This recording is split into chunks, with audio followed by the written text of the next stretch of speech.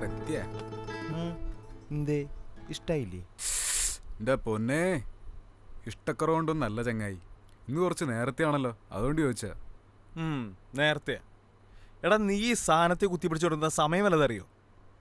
നേരെ വെച്ചിട്ടാ നീ ഇങ്ങനെ പണിയെടുക്കാൻ വേണ്ടി ജീവിച്ചോ? നാട്ടിലെടുക്കണം വല്ല കാര്യം അറിയണ്ട ഈ.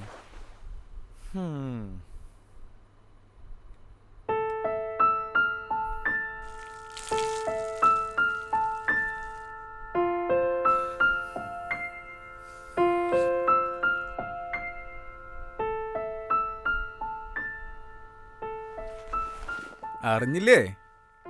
എന്നിട്ട് ചാണ്ടി സാറേ സമ്പർക്കം തുടങ്ങിന്ന്. ജനസമ്പർക്കം. എൻ്റെ ചങ്ങായി, ഒരാളൊരു നല്ല കാര്യം ചെയ്യുമ്പോൾ അറ്റ്ലീസ്റ്റ് പുച്ഛിക്കാണ്ടിരുന്നോടോ. ഛേ, എന്തോന്ന് നല്ല കാര്യം കോയാ.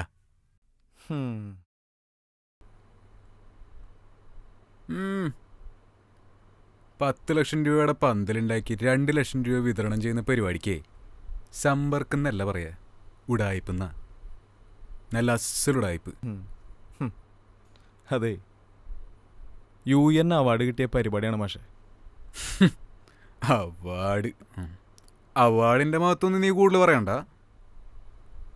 ഇപ്പൊ നമ്മുടെ നിവിൻ പോളിക്ക് നസ്രീക്കും കിട്ടിയ സാധനല്ലേ. കഷ്ടം. നല്ല കാര്യം അതാര് ചെയ്താലും അംഗീകരിക്കണം. അതിൽ രാഷ്ട്രീയം നോക്കരുത്. ഓ, അതെല്ലാം ഒരു പോസിറ്റീവായിട്ട് എടുക്കടോ. എന്ത് പോസിറ്റീവാടോ? എടോ ചങ്ങായി, ഇതൊക്കെ ഒരു തരം മാർക്കറ്റിംഗ് അല്ലടോ. കേരളത്തിൽ ചാണ്ടി സെൽഫി, കേന്ദ്രത്തിൽ മോഡി സെൽഫി, അത്രേ ഉള്ളൂ. മച്ചാനെ, ഈ ഡയലോഗ് ഇടൂ. Thank you. പക്ഷെ അത് നീ പറയരുത്. പിന്നെ ആര് പറയാനാ? നിനക്കറിയോ, ഇന്ദിരാഗാന്ധിക്ക് ശേഷം വാ തുറന്ന് സംസാരിക്കണ ഒരു പ്രധാനമന്ത്രിനെ കിട്ടിയത് ഇപ്പോഴാ.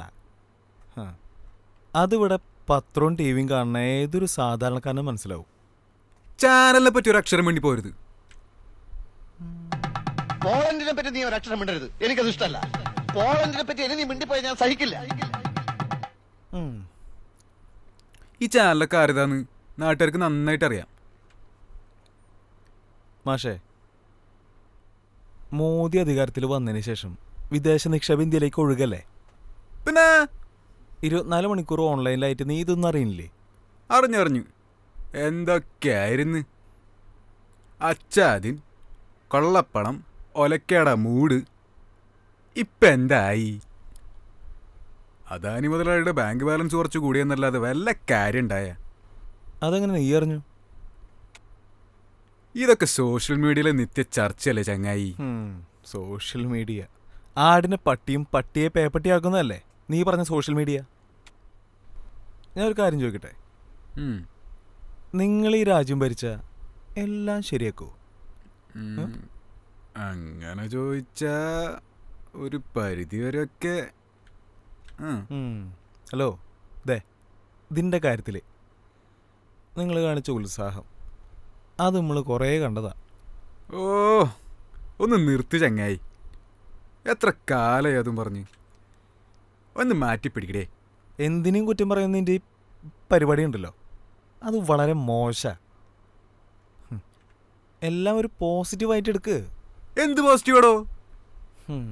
നമ്മുടെ രാജ്യത്ത് ഇന്നും കോടിക്കണക്കിന് ജനങ്ങൾ പട്ടിണിയില്ല. ഈ പട്ടിണിക്കാണോടോ നീ പോസിറ്റീവായിട്ട് ചിന്തിക്കാൻ പറയണേ?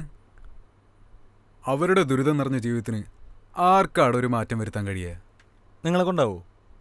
അതിപ്പോ ഞങ്ങള് ഭരിച്ച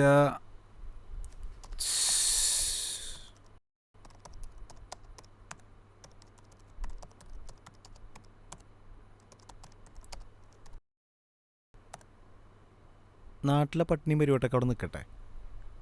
നമ്മുടെ പട്ടിണി മാറ്റാൻ തമ്പ്ര വല്ലത് ഉണ്ടാക്കിയാവോ?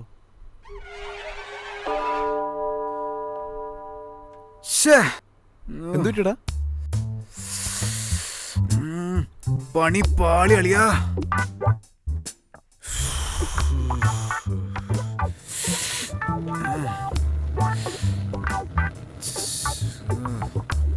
എന്തു പറ്റിയടാ?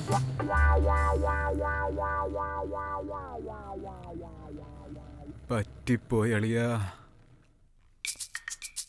അല്ലേലും നിന്നെയൊന്നും പറഞ്ഞിട്ട് ഒരു കാര്യമില്ലടാ. എന്തൊക്കെയായിരുന്നു മോടി, ചാണ്ടി, സെൽഫി, അവരൊന്നും പട്ടിണി എടുക്കലടാ. എല്ലാം വേണം. ഒരു പരിധി വിട്ടാലേ ഇതെങ്ങനെ ഇരിക്കും, മനസ്സിലാടാ?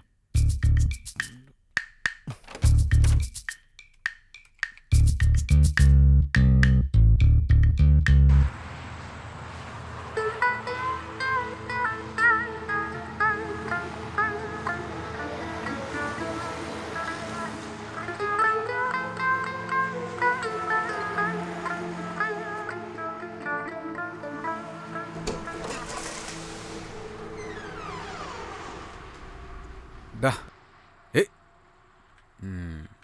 നിന്നോട് ഞാൻ പലപ്പോഴും പറഞ്ഞിട്ടുണ്ട്, ആ സാധനത്തെ കുത്തിപ്പിടിച്ചോണ്ടെന്ന് കഴിഞ്ഞാൽ ഇതല്ല ഇതിൻ്റെ അപ്പുറം സംഭവിക്കുന്നു.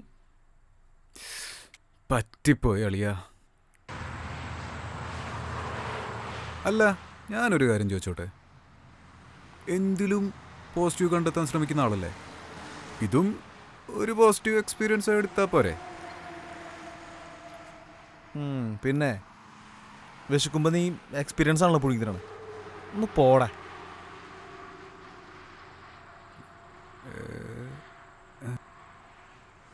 ഇതിങ്ങനെ വലിച്ച ശരിക്കും വിശപ്പ് മാറൂ?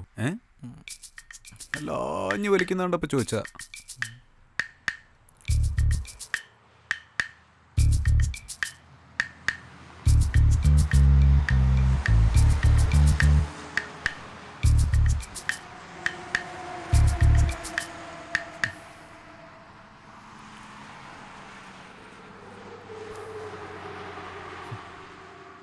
എടേ, മോഡി, ചാണ്ടി, സച്ചിൻ, മെസ്സി, ഡാ, ഇവരെക്കുറിച്ച് പറയാത്തൊരു ദിവസം നമുക്കുണ്ടാ? ഇല്ല. എന്നിട്ടപ്പോൾ ഒരു നേരത്തെ ഭക്ഷണം എന്തി? ആ ശരിയാ. ഡാളിയാ, നാളെ നമുക്ക് ബീഫ് കറി ആക്കിയാലോ?